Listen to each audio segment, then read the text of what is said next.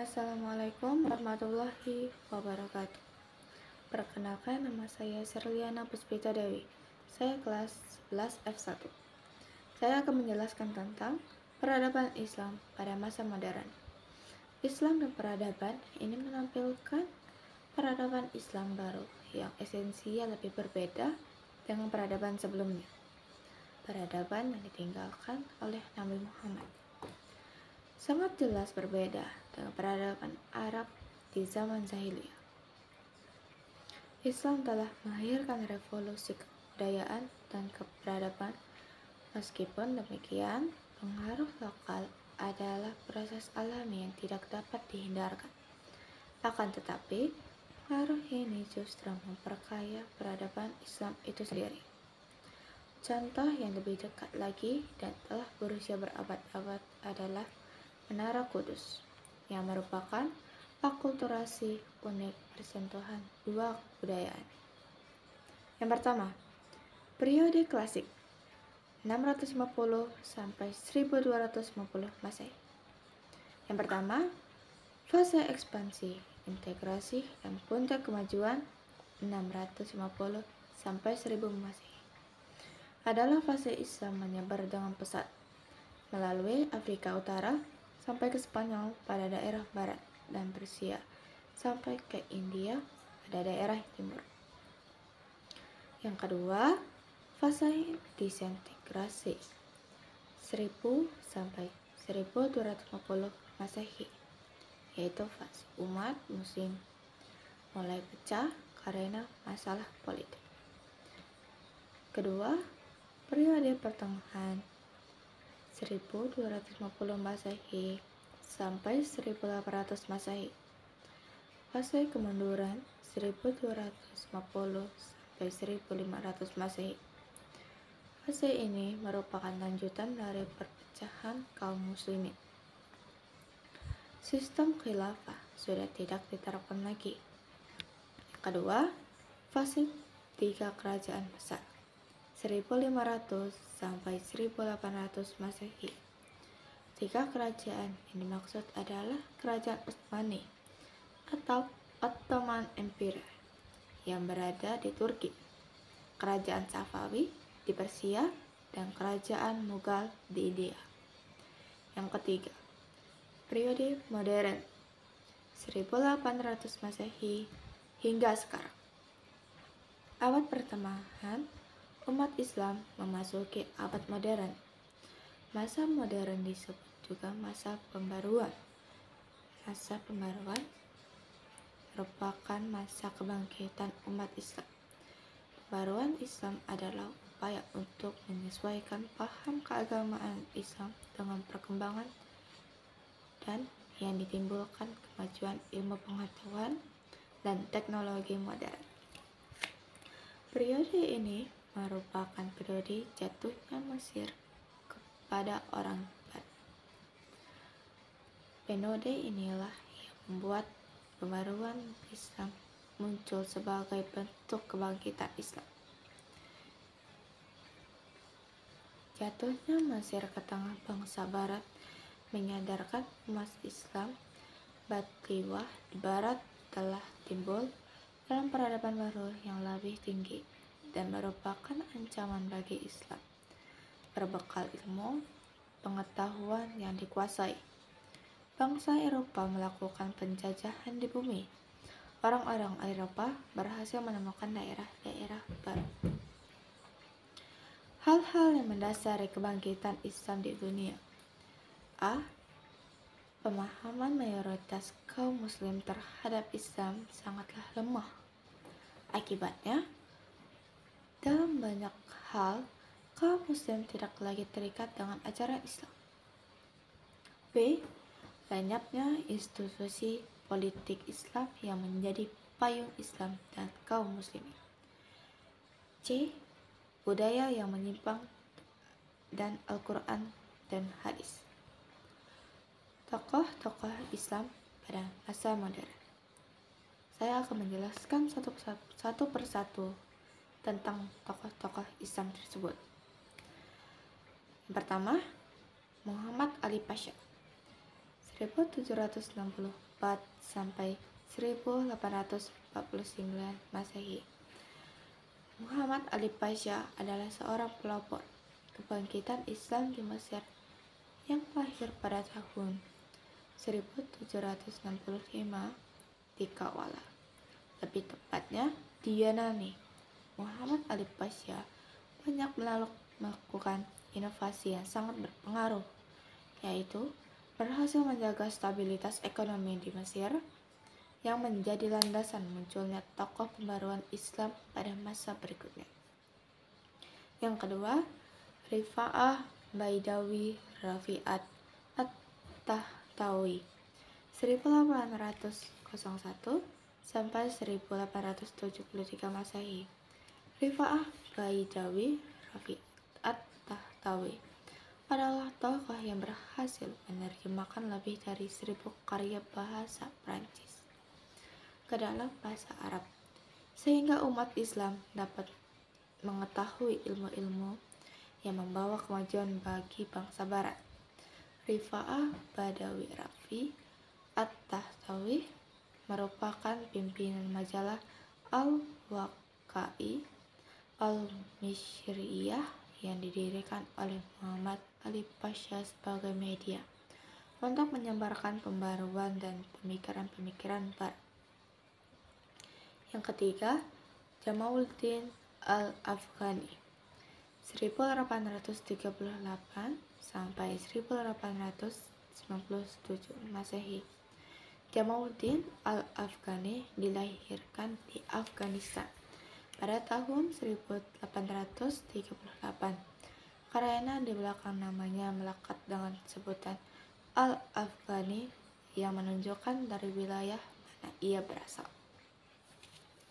Karirnya dimulai sejak berusia 22 tahun ketika ia diangkat sebagai pembantu Pangeran Dos Al-Khan. Al-Afghani resah melihat umat Islam yang tidak bersatu dan terbelakang. Oleh karena itu, ia memandang ide Jamiah Islamiyah juga menggelarkan semangat pembaruan dengan membuka pintu ijtihad dan melakukan gerakan kembali kepada Islam yang murni, yaitu Al-Quran dan Sunnah. Yang keempat, Muhammad Abduh 1849 sampai 1505 Masehi. Muhammad Abduh lahir di sebuah desa di Subrakhin, Mesir tahun 1849. Saat itu, Mesir di bawah kekuasaan Muhammad Ali 1805 sampai 1849. Semasa hidupnya, Abduh banyak menulis buku, majalah, surah kabar, dan brosur-brosur. Buku-buku yang ditulis seperti Al-Islam, Dir Al-Im, Wa Al-Madidaniyah, Risalah, Al-Tauhid, Maqamat, Badi Al-Zaman, Al-Hamdi, dan lain-lain. Yang kelima, Rashid Ridha 1865 sampai 1935 Masehi. Muhammad Rashid Ridha lahir pada tanggal 27 Jumaidil Ula 1282 atau 23 September 1865 Masehi. Tapi arsip Kementerian Dalam Negara Kerajaan Utsmani. Ia lahir pada tahun 1279 Hijriah di Kalamun, suatu desa di Lebanon yang letaknya tidak jauh dari kota Trablus, Syam. Rashid Ridha adalah manusia yang berpikir bebas, tidak mau menerima suatu pemikiran yang tidak masuk akal dan berlandaskan argumentasi yang kuat. Yang keenam, Kiai Haji Ahmad Dahlan 1868 sampai 1923 Masehi. Kiai Ahmad Dahlan lahir di Yogyakarta 1 Agustus 1868. Nama kecil Ahmad Dahlan adalah Muhammad Darwais. Ayahnya bernama Ki Haji Abu Bakar bin Kiai Sulaiman, seorang khatib tetap di Masjid Agung. Ibunya bernama Siti Aminah binti Ki Haji Ibrahim. Ia merupakan anak keempat dari 7 orang bersaudara yang keseluruhannya adalah saudara perempuan, kecuali adik bungsunya. Ia termasuk keturunan yang ke-12 dari Maulana Malik Ibrahim, salah satu wali sanga yaitu pelopor penyebaran agama Islam di Jawa. Baiklah, yang ke-7, Ki Haji Hasyim Asy'ari 1871 sampai 1947 Masehi. Ki Haji Hasyim Asy'ari memiliki nama lengkap Muhammad Hasyim bin Asy'ari bin Abdul Wahid bin Abdul Halim bin Abdul Rahman bin Abdullah bin Abdul Aziz bin Abdul Fattah bin Maulana Ishaq bin Ainul Yakin. Kiai Hasyim dilahirkan dari pasangan Kiai Asy'ari dan Halimah pada hari Selasa Kliwon pada tanggal 14 Februari tahun 1871 Masehi atau bertepatan dengan 12 Zulkaidah tahun 1287 Hijriah di Gedang Desa Tambargerejo, Kecamatan Jombang.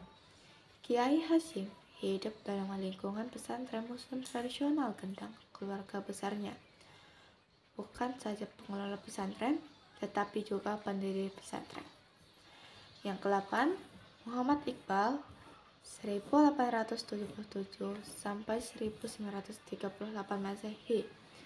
Muhammad Iqbal lahir di Saigon pada tahun 1877.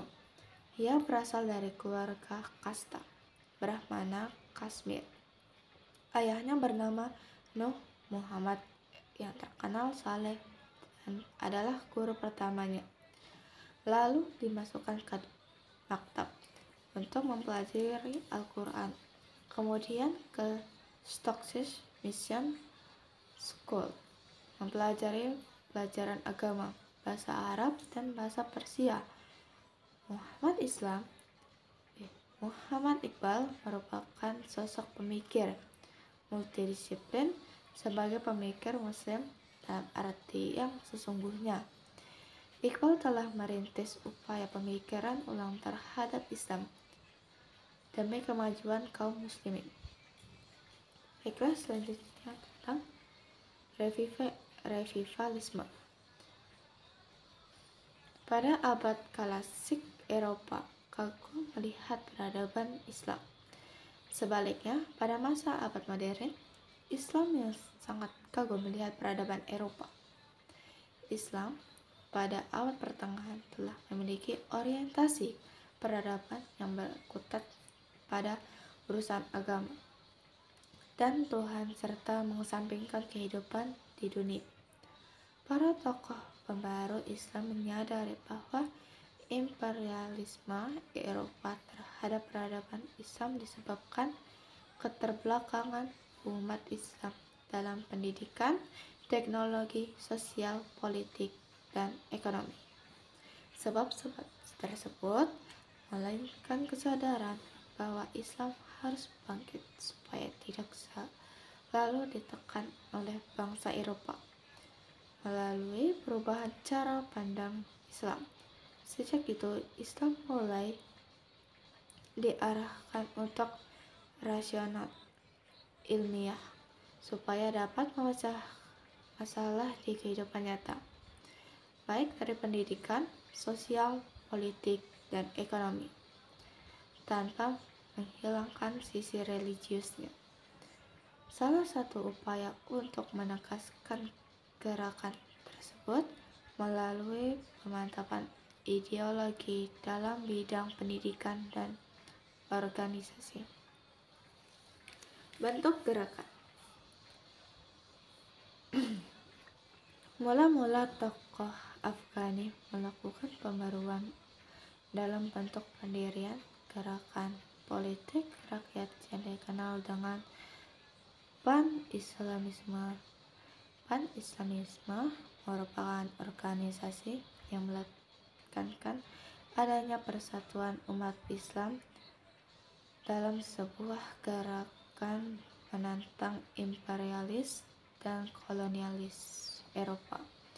Gerakan ini semakin berkembang setelah munculnya Muhammad Abduh, seorang murid dari Afghani yang lebih menekankan pada gerakan pembaruan pemikiran dari pendidikan. Melalui pendidikan, ia mulai mengintegrasikan ilmu-ilmu agama dengan ilmu-ilmu hukum dalam sistem pendidikan Islam, salah satunya di Universitas Al-Azhar Mesir. Demikian juga Rashid Rida.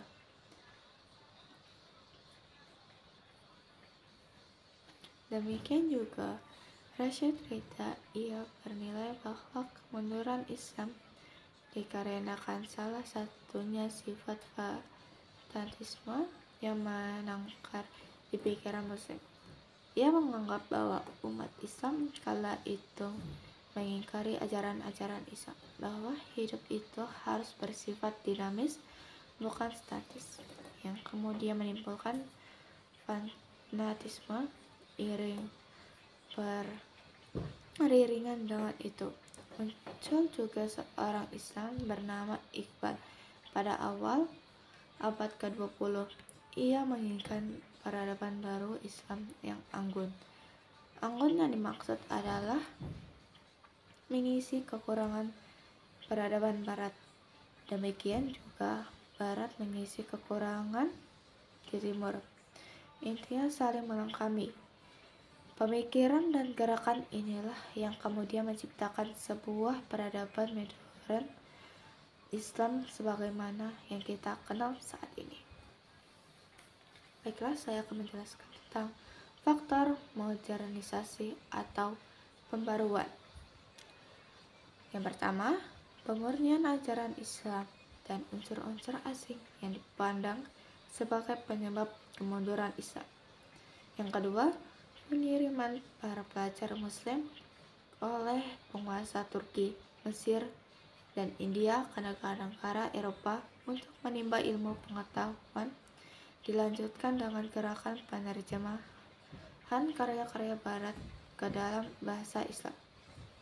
Yang ketiga, kondisi negara-negara Arab seperti Mesir, Turki di bawah penjajahan negara-negara Eropa, khususnya Prancis. Yang keempat, setelah memasuki periode modern, akhirnya Islam menuju ke zaman pembangkitan, seperti dalam bidang ilmu pengetahuan, pendidikan, politik, maupun melawan penjajah. Selanjutnya, pengaruh Islam masa modern bagi Indonesia. Adanya gerakan pembaruan dalam Islam, khususnya pada masa modern, adalah wujud kesadaran umat Islam dari ketertinggalan dari Barat. Pada masa klasik, Islam mengalami zaman keemasan, di mana gagasan cendekiawan Muslim pada masa tersebut adalah Pan-Islamisme yang digaungkan Jamaluddin Al-Afghani, merupakan cikal bakal dari gerakan kesatuan untuk menentang penjajahan di Indonesia, menjadi inspirasi agar Indonesia dapat terlepas dari penjajah. Setidaknya sejak dibuka terusan Suez tahun 1869, setiap tahun ribuan umat Islam di Indonesia menunaikan ibadah haji. Pada saat itu, umat Islam tidak hanya menunaikan ibadah haji, tetapi juga belajar dengan ulama di Mekah seperti Kiai Haji Ahmad Dahlan dan Kiai Haji Hasyim Asy'ari. Setelah belajar dari Mekah, Kiai Haji Ahmad Dahlan mendirikan Muhammadiyah dan Kiai Haji Hasyim Hasyim mendirikan Nahdlatul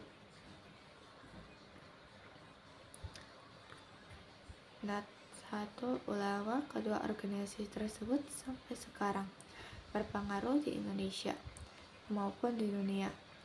Banyak para haji dan ulama yang melakukan perlawanan terhadap penjajah. Di Mekah, menurut Delir Newar, mereka memperoleh bacaan di tempat-tempat pendidikan agama dan turut beserta dalam kehidupan dan usaha-usaha pan-Islamisme. Di antara perang yang dimotori ulama melawan penjajah Belanda adalah Perang Padri di Minangkabau 1821 sampai 1837 Masehi. Adalah Perang Padri di Jawa, Perang di Ponegoro di Jawa 1825 sampai 1830 Masehi. Perang Banjar di Kalimantan 1854 sampai 1864 Masehi. Perang Jambi 1858 sampai 1907 Masehi. Perang Aceh di Aceh 1873 sampai 1904 Masehi. Pemberontakan rakyat di Cilegon, Banten 1888 Masehi, dan lain-lain. Selanjutnya, hikmah belajar peradaban Islam pada masa modern. Dalam menguasai ilmu pengetahuan dan teknologi harus dilandasi dengan agama yang kokoh akan mengantarkan kemajuan umat Islam di masa yang akan datang. B. Mengkaji Al-Quran, hadis, dan ijtihad para ulama sebagai pondasi untuk membangun peradaban umat Islam yang rahmatan lil alamin di masa yang akan datang. C. Mengkaji ilmu-ilmu keislaman, nahwu, syaraf, ulum al-Quran, ulum al-hadis, dan sebagainya sebagai pondasi untuk memahami Islam dan komprehensif. Yang D. Belajar sejarah pada masa modern. Kita akan mengetahui kelebihan dan kelemahan pada masa lalu. Hal ini menjadi bahan introspeksi untuk menetap masa depan umat Islam. Yang E. Berpikir dinamis sesuai dengan perkembangan zaman, baik sekarang maupun pada masa yang akan datang. Umat Islam seharusnya menjadi pelopor perubahan sebagaimana termaktub Quran Surah Al-Ra'd ayat 11. F. Memperkuat semangat ukhuwah Islamiyah, persaudaraan sesama umat Islam, ukhuwah wathaniyah, persaudaraan sesama warga negara, dan ukhuwah basyairiyah, persaudaraan dengan sesama manusia. Dan itulah yang dapat kami sampaikan tentang penjelasan peradaban Islam di masa modern. Terima kasih. Wassalamualaikum warahmatullahi wabarakatuh.